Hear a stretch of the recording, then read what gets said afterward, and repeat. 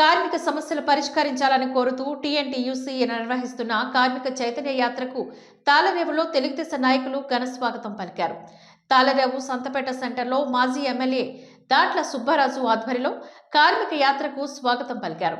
తెలుగుదేశం స్తూపం వద్ద జెండా ఆవిష్కరించి ప్రభుత్వ కార్మిక వ్యతిరేక విధానాలపై ధ్వజమెత్తారు.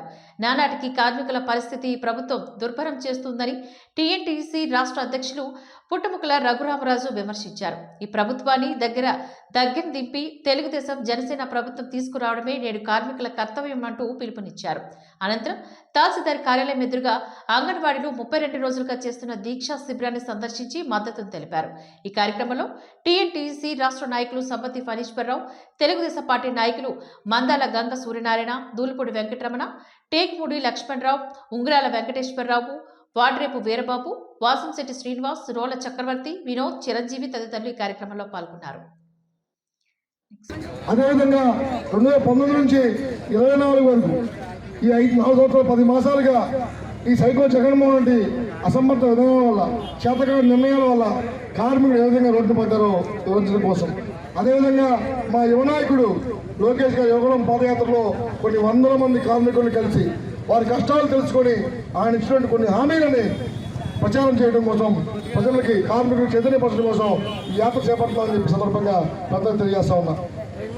ఏ ముఖ్యమంత్రి అయినా సరే ప్రమాణ స్వీకారం రోజు మొదటి సంతకం తెలియబడతారంటే కార్మిక సంక్షేమం కోసం, బడుగు బలహీన వర్గాల సంక్షేమం కోసం పెడతాడు.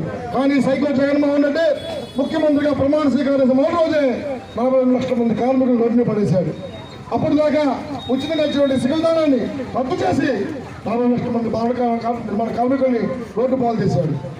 ఈ రాష్ట్రంలో ఎప్పుడు లేని విధంగా 64 మంది భవన నిర్మాణ కార్మికులు పనిలేక ఆత్మహత్య చేసుకున్న సంఘటన ఈ రాష్ట్రంలో ఈ దుర్మార్గంలో సందర్భంగా కార్మికులు గుర్తు చేస్తా ఉన్నా. ప్రతిపక్ష నాయకుడు ఉన్నప్పుడు అందరికీ ముద్దులు పెడుతూ ఆటో డ్రైవర్ల చొక్కా వేసుకొని ఏలూరులో, మన గోదావరి జిల్లా ఏలూరులోనే డ్రైవర్లందరికీ పనిచేస్తామని చెప్పాడు. అందరికీ నేను విన్నాను అని చెప్పి తిరగాలు తీశాడు, ముద్దులు పెట్టాడు. దాంతో కార్మిక లోకం అంతా మురిసిపోయింది. కార్మిక బాంధులు వచ్చేస్తున్నాడు, ఆయన ముద్దులు పెడుతున్నాడు, మనకి ప్రేమ చూపిస్తున్నాడు అని చెప్పి ఆశపడి ఆయన నమ్మి మోసపోయి ఓటేయడం జరిగింది. ఈ రాష్ట్రం ప్రభుత్వాన్ని మా జీతాలు పెంచండి, నిత్యావసర వస్తువులు కూడా మేము కొనుక్కునే పరిస్థితిలో ఉన్నాం. ఈ జీతం మనకి